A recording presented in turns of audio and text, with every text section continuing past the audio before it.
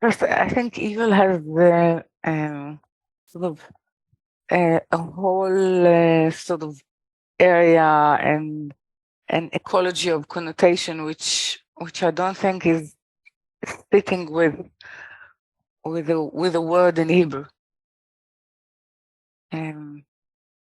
It's because though it has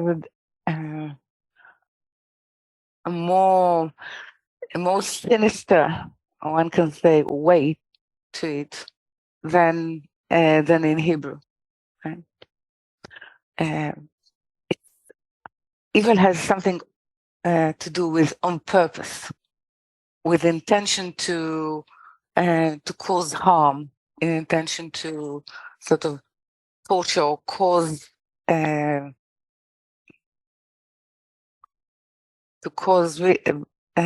damage, I would say, to another. The structure of the will to receive to oneself does not have it. It can veer into that direction, but it's not the nature of it. The nature of what we call ra in Hebrew, yeah, which is different than evil. Evil has more to do with roa in Hebrew, which is it's sort of a department within ra.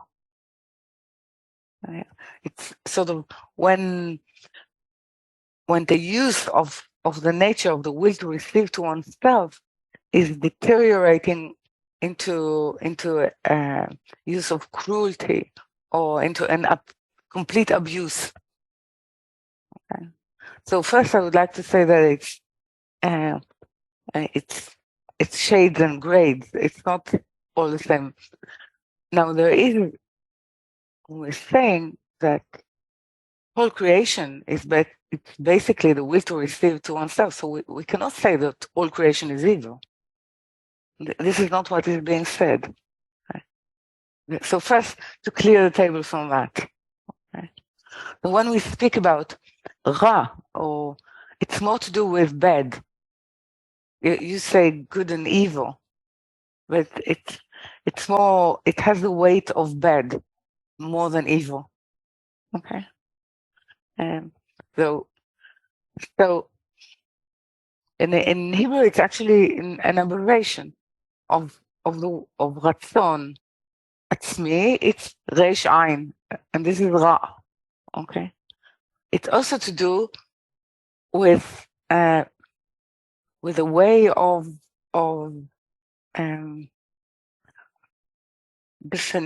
defining our friend. This is the company. This is the entity that accompanies us all our life. Okay. So first we need to. This is the setup, okay? And of course, within the setup of when work is coming into the picture, then studying one of the most beautiful texts that was written in the world, to my humble opinion, is the Zohar. So studying it is a pleasure. Okay, so one can say, okay, it is a pleasure to be exposed to this poetry and to this knowledge, and to this wealth of, let's say, this wealth of human attainment, and to be more than that, to be part of the identity that created it. Okay, and what we are actually studying is how this I don't know, treasure is part of us, is part of our identity. This is all very well to a point of entry, but in order to actually, at least Zohar is saying about itself, and definitely Baal Sulam is saying that in order to actually enter the Zohar, or actually open the true light and treasure within it, there are conditions. So the conditions are not only that you will not the condition is not that you will not enjoy it, is that you will use the power to enjoy for something else, that you will harness it. So first, it is clear to everyone who has some sort of ability to observe, and this is one of the rules, that we cannot do anything without pleasure, because pleasure is the force or the power of life within what we do. Okay. So, but we need to see that then we have grades of pleasure. What can give us more pleasure, or what will expose us to the real pleasure that our, let's say, our vessel were planned to enjoy, or planned to be in the presence of. So there's nothing wrong from enjoying it, or saying, yes, I do it for myself. But then the question is, what in this self is separating me from the true meaning of what I study, or from the true purpose of what I study? And this is where you enter work. And this is where, if we do it for real, Amalek will enter, because we are willing to, let's say, to devote a few hours a week. We are willing to even to support it financially.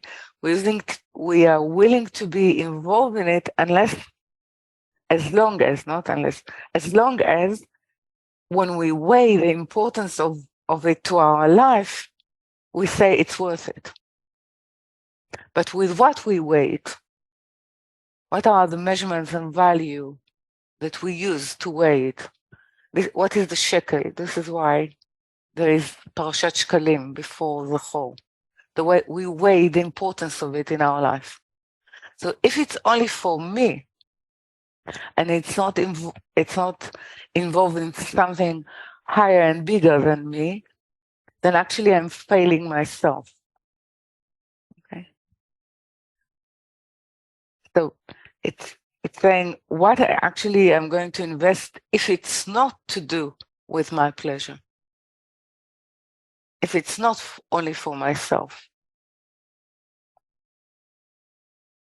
How can actually what is in me is lacking or separating me from that which is actually closed and hidden within the Zohar, which I'm not able to approach because I'm doing that calculation for myself. This is a very delicate point. Most of the people miss it inside the work. So is the sense of doing for others in the human realm? It's the sense of doing for others as means and ways to enable to do it so the higher can reveal itself. Even though it isn't there, I'm not there yet. I'm not there. No, but I'm saying what are the tests on the way? No one, it's sort of preparing us to know that when we'll meet it, what we're going to meet, how we're going to sort out, that it's going to sort us out, that we need to make a choice at those moments. Okay.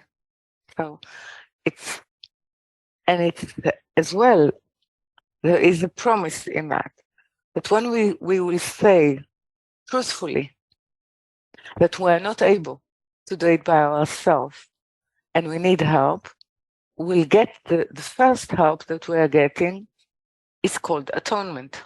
It means something covers us, though we feel that we're not worthy, something covers us and saying, well, I'm giving you the uniform that will allow, which is not yours, meaning the decision, the powers to enter, in order that you will be registered and known, not by your own, let's say, merit, by by what was loaned to you from above in order for you to sort of get the measurement and grow to fit the uniform. Okay. So when you say atonement, down a little differently, I think of at one-ment. Is that similar? Yeah. In the sense of oneness? It's so sort of the oneness of it, yeah, is what the oneness of it has to do with being responsible for the other. Yeah. Okay. And that will create kofar in Hebrew as well, is something that you pay for prisoners of war, or or that someone is sort of abducted. It's the life money for abduction. So it's not something that someone earned. It's coming from the responsibility of the higher or the whole for the continuation of the one. Okay. Yes. Yeah. So this is actually when we enter Purim, we enter that. We enter the why Amalek has to do with Purim, or with the story of the Megillah. Yeah. As we know, Megillat Esther is the revelation of that which is sort of concealed. Yeah. This is the sort of the meeting point of the two words, because Megillah has to do with to reveal. It has the root of revelation in it, to reveal, and Esther, which is the name, but actually speaks about concealment. Okay? That the whole creation has to do with concealment, or if the base structure of creation is concealment, because otherwise the vessel could not, because the vessel cannot stand the light. So the whole structure is levels of concealment. So if we're speaking about the end of the formation, we're speaking about revelation of light. So how we move from concealment to revelation. So it has to do with that the threat in Purim is not like in Hanukkah, only on the spiritual part. It's the threat in Purim is a threat on the existence of the possibility through the bodies that they will be able to host in the evolution spiritual possibility. It's to erase this possibility, and this is why to erase is the one who try to erase the identity of the purpose of what should be Israel, or the service unit that is called Israel. So you need to eradicate that which want to erase it, or to eradicate Israel. So Amalek has the power to try within history to eradicate this identity in the body and in spirit.